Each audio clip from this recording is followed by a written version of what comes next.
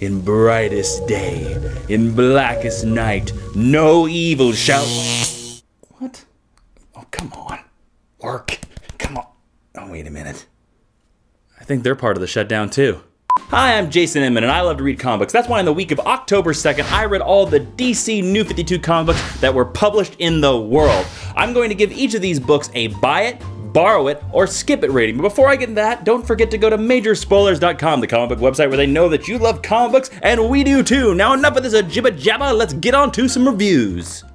Action Comics number 24. It's Psy-War Part 3, and while Part 1 and Part 2 really weren't that great, Part 3 kind of knocks it out of the park for a reason. Now, Scott Lobdell is billed on the cover of the book, but he did not write this issue at all. On the inside cover, it says Mike Johnson. I don't know who Mike Johnson is, but you know what? He did a serviceable job. Psycho Pirate shows up, and Psycho Pirate shows up in a costume inspired by Grant Morrison's Aztec. He's got this big old weird helmet, and he's psyching stuff up. You know, psyching is the plural of psychic, if you didn't know. Superman, and he takes Superman through a visual journey of the retelling of his origins. So we get to see T-shirt and jeans, New 52 Superman again, which of course is the best version of Superman ever. We get to see Lana again, we get to see Pa Ma Kent.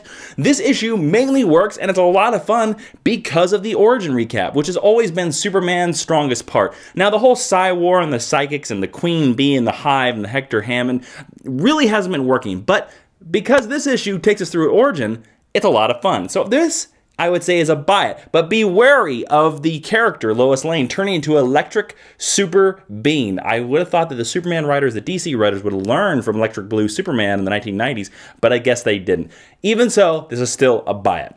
Batwing number 24. This is the best cover of the week. Look at this thing. And also, this is also, if you didn't know about this is dun dun ba dun dun Batman, Iron Man in the same book.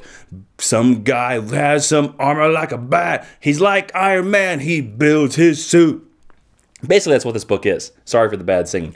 This is Iron Man as Batman. This is Lucius Fox's son in an Iron Man suit, just fighting crap as Batman in an Iron Man suit. You get a Batman Beyond cameo, which is kind of a little cool little hit back for everybody. But otherwise, this is just Iron Man. And you know what? I don't care. This book is fun. This book is a lot of originality. It's got some great art.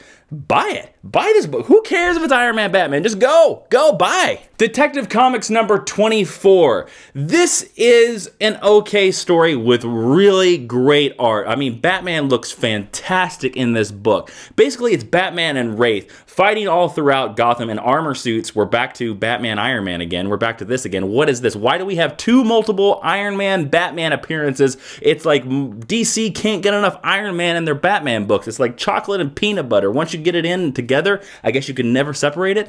But basically, this book is them fighting all over Gotham, pulling a Man of Steel, destroying a lot of buildings, kicking the police out of their own building, and it's a good story, but it's pretty mediocre. John Layman, who usually writes Chew, usually does a fantastic job. He's got really good characterization, really good dialogue, but this is not a horrible Batman story, but it's not a great one either. It's not one of those Batman stories that you're really going to be like, you know what you should read? You should read John Layman's Wraith story. This is going to be more like a, hey, should I read that story? Yeah, sure, if you get the time. I mean, yeah.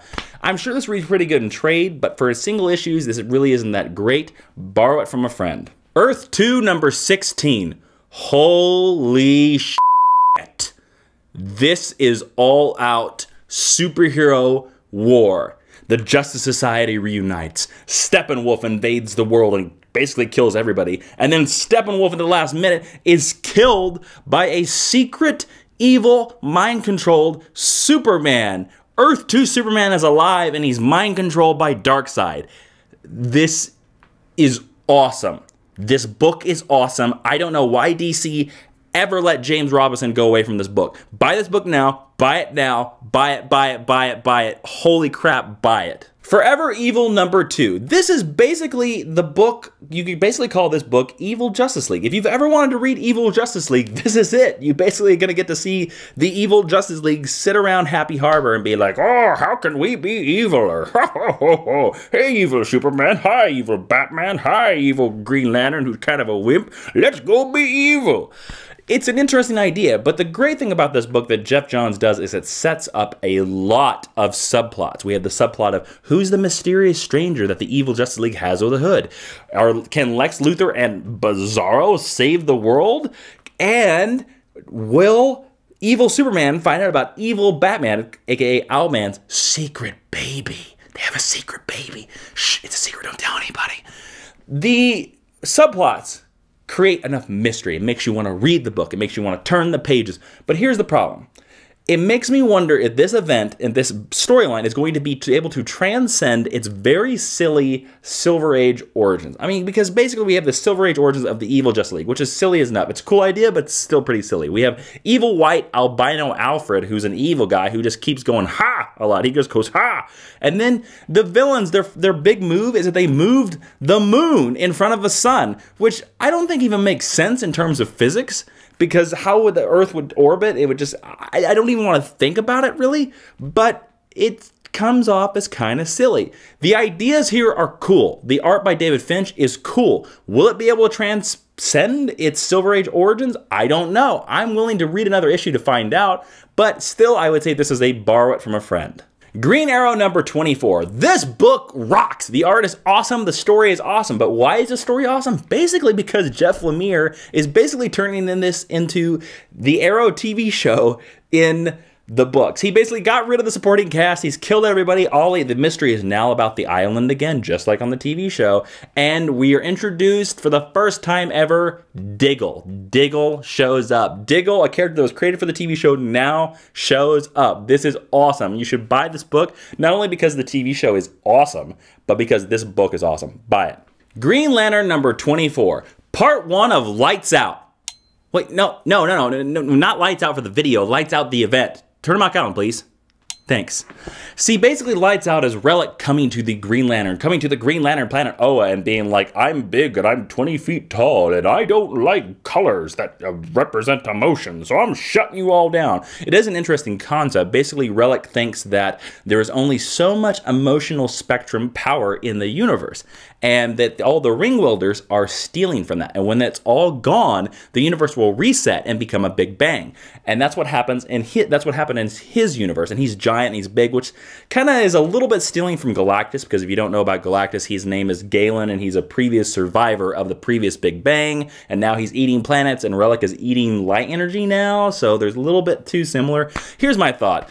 I wish Green Lantern and the Green Lantern books could just not have an event for a while. Could we just have a 2-year moratorium on events? Because we've had the Alpha War, we had Blackest Night, we had Fall of the Third Army, the first Wraith Army thing, Baz Luhrmann Green Lantern showed up. We've had so many events that I just want to chill out, and that each event keeps trying to top itself, which it can't happen. Like, the Green Lantern core battery, the main power battery, is destroyed in this issue. That's how far they have to go to top themselves. Next, it'll be like, you know what? Let's just get rid of lanterns. Let's just decide that the Green Lantern books are like, hey, let's be the Green Brooms, because all the lanterns in the universe, there's an evil villain called the Lantern Stealer, and he steals all the lanterns. And so now we're the Green Brooms, and that's all we can be, are the Green Brooms. Just wait. Wait for Swept Up, the next upcoming Green Lantern event, Swept Up. Just take a chill pill, Green Lantern books, just chill. A weapon that can create anything that you can imagine is a pretty powerful story tool. And if you just work your brain and go back to a little bit more of smaller stories, I'm not trying to tell you how to write your books, of course. I'm just thinking that there are better ideas out there, and personal stories out there can sometimes achieve an effect and touch a reader way more than the big explosions. So it doesn't all have to be explosions. Sometimes character moments can create a moment that sticks with a reader for years and years to come. I don't know if I'm in for part 2 of Lights Out. I mean, I may just say that it might be Lights Out for me on this event. Ho-ho!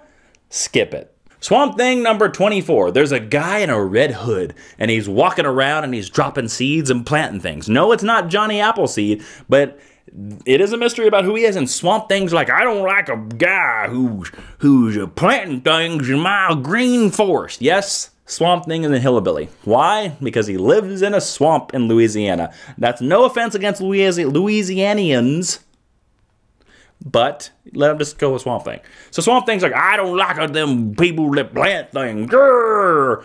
And the red-headed guy, Red Hood, shows up, He's like big Red Riding Hood, and you find out that he's Jason Woodrow, a former Swamp Thing character. And found out the Parliament of Trees gave him powers, and then Jason Woodrow almost kicked Swamp Thing's ass.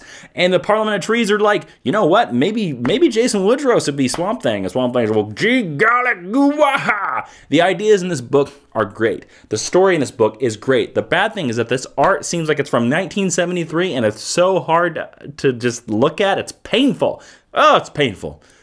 I didn't want to time travel back to 1973. I'm okay in 2013. Let me stay in 2013, DC. Just give me great Swamp Thing stories and give me better art. Please, please, can we bring Yannick Paquette, if that's his name right? Can we bring him back? Please, can we bring him back? Please. Otherwise, this is a borrow from a friend, but Swamp Thing is still good, except for the art. The Movement number 5. Gail Simone is trying something new with this book. Freddie Williams is trying something new with this book. New plot line, new characters, but the characterizations just aren't working. They're flat. The art is very and it just ain't working, guys. Skip it. And that's it for all the DC New 52 comic books that were published on October 2nd. As always, go to majorspoilers.com, the comic book website where they know that you love comic books, and we do too. They have amazing podcasts, amazing comic book news. Go check them out. As always, leave me a comment below. Tell me what you thought about these reviews. Tell me what you want me to talk about more. Do you want me to be sillier? Do you want me to be funnier? Tell me below. Do you like my shirt? Do you like my Green Lantern? How about the government shutdown? Anything you want to talk about in the comments below, tell me below. I appreciate internet love all of you that watch these videos. Thank you for liking, favoriting, and sharing, and subscribing to my channel. Please come back next week, every Friday, a comic book review. I'm Jason Inman. Be seeing you. Hey! What? Who are you? It's me. What, Dick? Go by Richard now. What are you wearing? Pajamas? Whatever. Bold words coming from you. So this is our secret time after the title card. And my friends, I want to share with you a secret.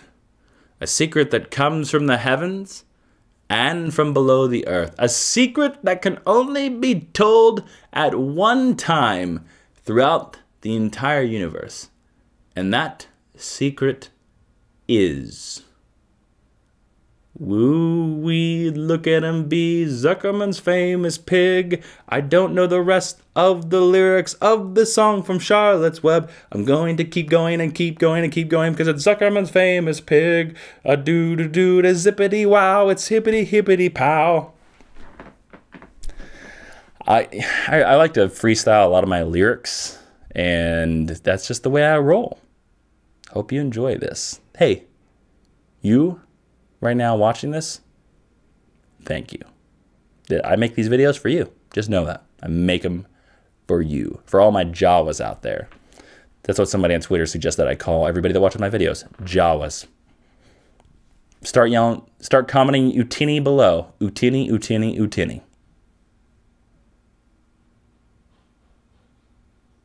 That's all I got.